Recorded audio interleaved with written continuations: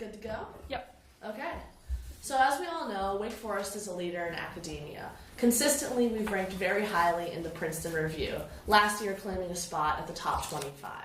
Well, in addition to that, we also have another spot in the Princeton Review as one of the top 25 least friendly universities for LGBTQ individuals. Specifically, we rank number six, according to the Princeton Review's 2014 rankings. Largely, this is a product of our university's conservative reputation, but also it's the fact that discrimination is hard to change.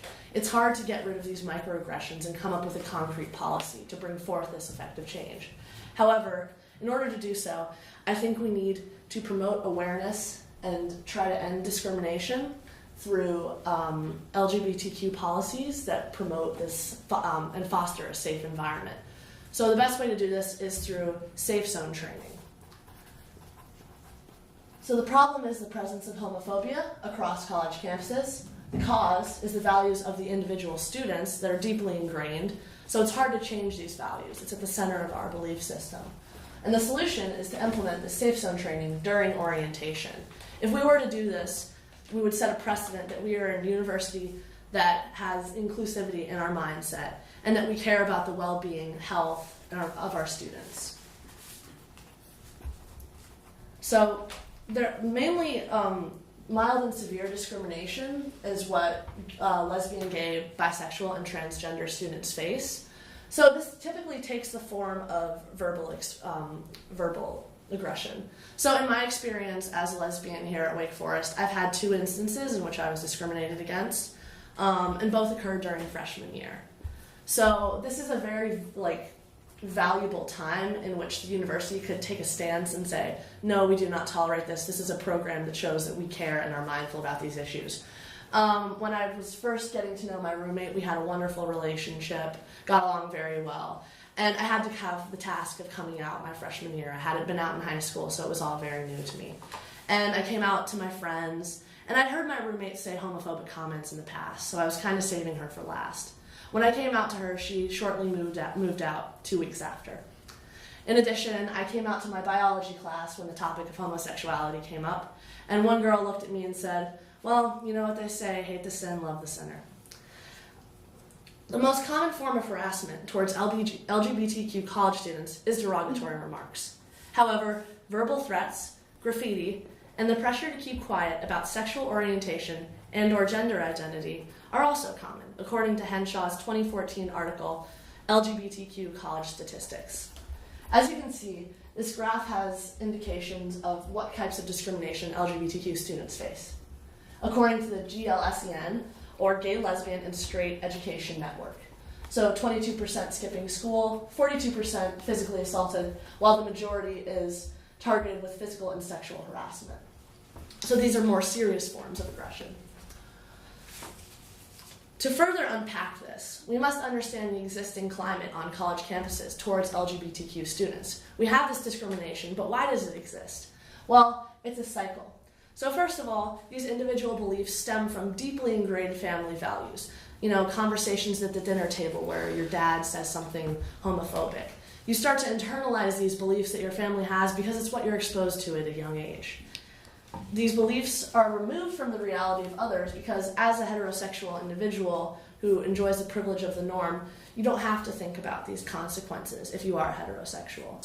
So it's kind of that distance. It's getting people to care. In addition, this is further compounded by the lack of peer or classroom discussion. Now, generally, some classes here, in my experience, have talked about LGBTQ issues, but it's not a core part of the curriculum. So many students aren't faced with it daily, such as watching an MLK speech advocating to end racism. It's not part of the curriculum in that way or is well known. And then finally, these policy changes are very hard to enforce. There's somewhat of an incentive, yes, groups meet together, but it's hard to put forth an effective concrete policy to enact and enable change and foster an environment of campus inclusivity. So this leads to the persistence of discrimination.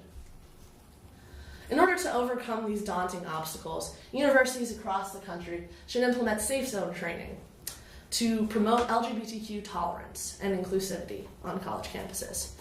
The Gay Alliance's Safe Zone Training was created to develop, enhance, and maintain environments in workplaces, schools, and other settings that are culturally competent and supportive to LGBTQ people, as well as straight, cisgender people who care about diversity, equality, and inclusion, according to the Gay Alliance's website in 2014.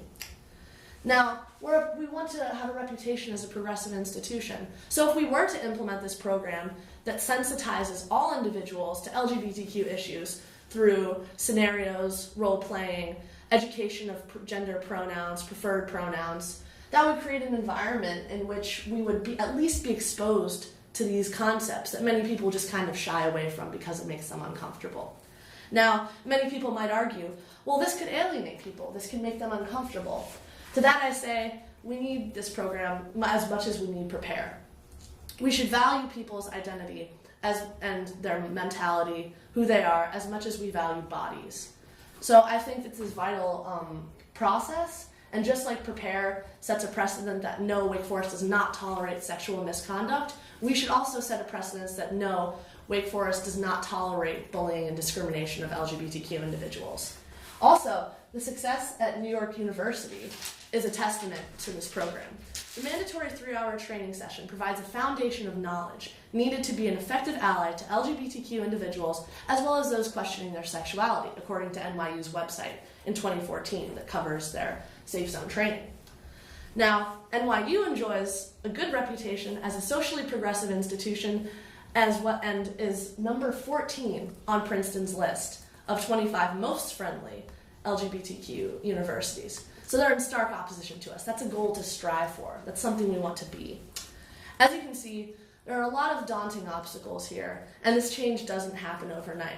However, with these programs that are inclusive, such as Safe Zone, we can foster change, and we can put our foot down and say, we care about all types of students, race, sexual orientation, whatever background they're from. We want students to feel welcome here.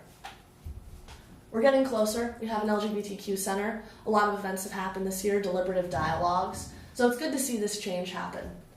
However, I ask you to, instead of saying it gets better, to not wait around for the change, to go out there and advocate for people, to inspire change, and to create an environment for students here and for students in the future that's inclusive and safe.